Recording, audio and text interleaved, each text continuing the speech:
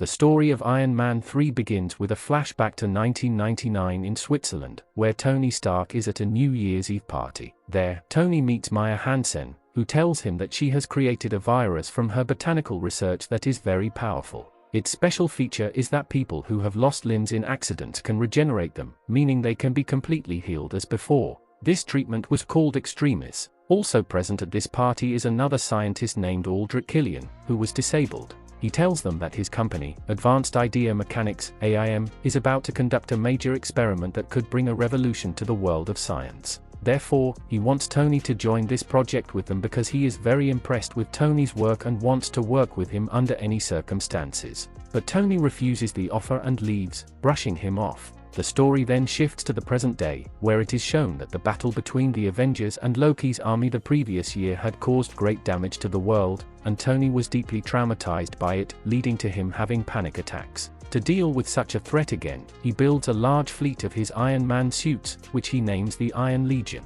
Meanwhile, several terrorist attacks occur around the world, claimed by someone called the Mandarin.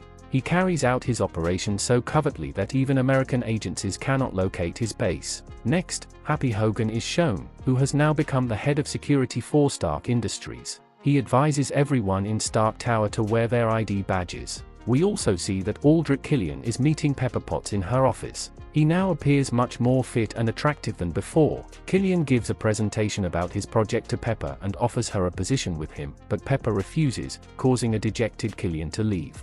However, Happy becomes suspicious of the bodyguard accompanying Killian, Savin, and follows him.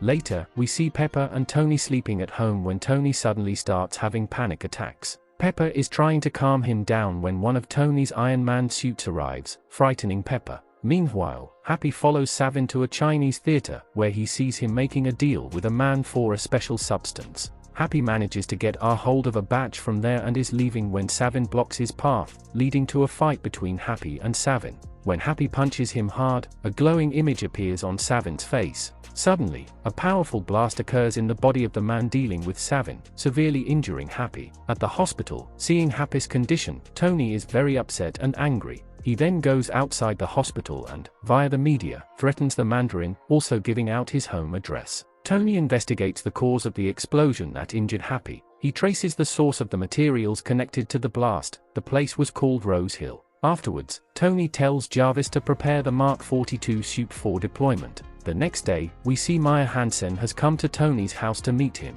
They are talking when Pepper also arrives. Meanwhile, the Mandarin's men launch a massive attack on his house from all sides with missiles and machine guns, completely destroying Tony's home. Pepper and Maya escape safely thanks to an Iron Man suit Tony built, but Tony goes missing. Actually, Tony had put his Iron Man suit into autopilot mode which safely transported him to another area. Meanwhile, Pepper finds a message from Tony on a piece of his Iron Man suit, convincing her that Tony is safe. As she leaves, Pepper asks Maya about her background. Maya tells her she is a botany expert and works for Killian, and she came to Tony because she thought her boss might be working for the Mandarin. When Tony regains consciousness, he finds himself far from the city, with his suit's power almost depleted. The whole world believes Tony Stark is dead because there was no sign of him being alive after the attack. Just then, we see a lost Tony meeting a young boy named Harley, who takes him to his home. We also learn that Tony's suit crash-landed in Rose Hill because he had set the location in Jarvis. Before the attack, Harley then tells Tony that he is a huge Iron Man fan and shows him the newspaper reporting Tony's death. Tony, with Harley's help, prepares to restart his Iron Man suit. Harley tells Tony that there have been many recent incidents in the area, mostly involving explosives. Upon further investigation, Tony discovers the explosions weren't caused by weapons but by soldiers who possess a special kind of superpower. Then, with Harley, Tony meets the mother of one such soldier who blew himself up. She gives Tony a file containing a lot of confidential information. Just then, an Extremis soldier girl sent by Killian arrives and attacks Tony, trying to take the file. Here we see Tony facing an Extremis soldier for the first time.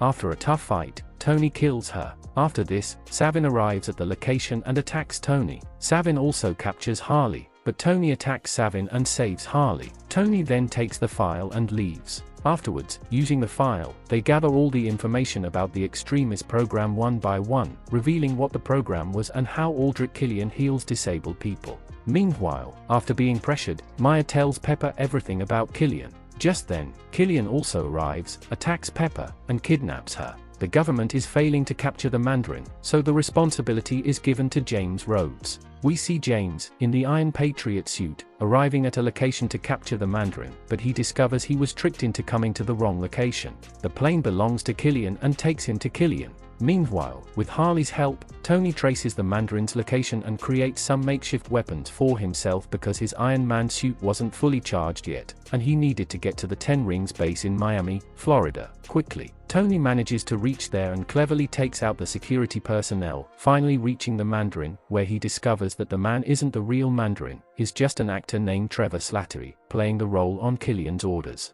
Actually, Killian wanted a prominent figure to claim responsibility for the explosions he caused worldwide, to draw the world's attention away from him and onto the Mandarin because his Extremis project was illegal and had many flaws. Hearing this, Tony is shocked. Just then, Savin arrives, attacks Tony, knocks him out, and presents him to Killian. Killian tells him that he healed himself with the help of Extremis. Maya is also present there. He shows Tony a hologram image of Pepper, whom he has taken hostage and has started the Extremis experiment on. Seeing Pepper's condition, Tony becomes enraged. Killian says that if Pepper's body accepts the Extremis formula, she will heal. If not, she will explode like the others. Killian wanted Tony to help him enhance the power of Extremis, and he experimented on Pepper to force Tony to comply. Seeing this, Maya turns against Killian and asks him to let Tony go, but he refuses and shoots her dead. Killian then goes to James, and using the Iron Patriot suit's access codes, he takes control of it.